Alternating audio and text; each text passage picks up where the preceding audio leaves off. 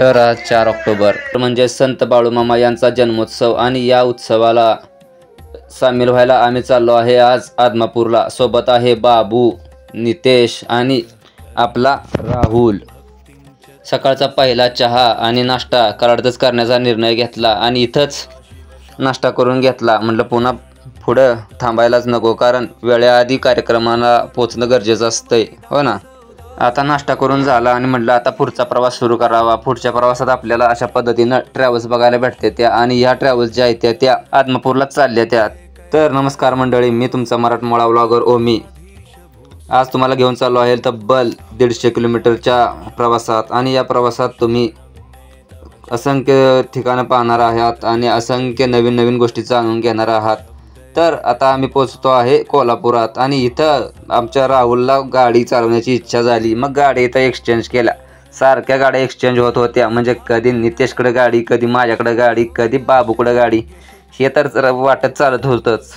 त्यात तो मला थोडं सिनेमॅटिक शूट कर, तर हे थोडंसं सिनेमॅटिक शूट असंच केलं आहे, त्यात काही विषयच नाही म्हणायला गेलं तर तब्बल 2.5 ते 3 तासाच्या प्रवासानंतर आपण पोचतो आहे आता आदमापूरमध्ये। तर मंडळी, संत बाळूमामा धनगर समाजात जन्मले असले तरी पण त्यांनी प्रत्येक समाजातील लोकांना मार्गदर्शन करण्याचं काम केलं, उपदेश देण्याचं काम केलं, आणि त्याचबरोबर चांगले विचार आत्मसात करण्यासाठी त्यांनी प्रत्येक समाजाला मदत केली। आज पण आदमापूरमध्ये रक्तदान शिबिर, भजन, कीर्तन, बाळूमामांचा पाळणा, आरत्या आणि पालख्या असं बरंच भक्तिमय वातावरण निर्माण झालं होतं।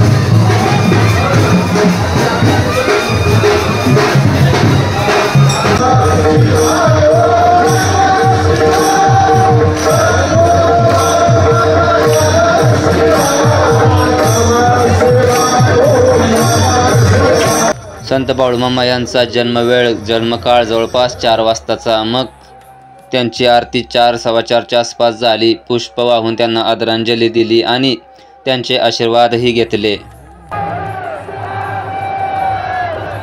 तर मंडळी, आजच्या व्लॉग व्हिडिओमधून महाराष्ट्राच्या कोणत्या कलेचं, संस्कृतीचं आणि परंपरेचं दर्शन तुम्हाला झालं ते कमेंट करून नक्की सांगा। तोपर्यंत जय महाराष्ट्र।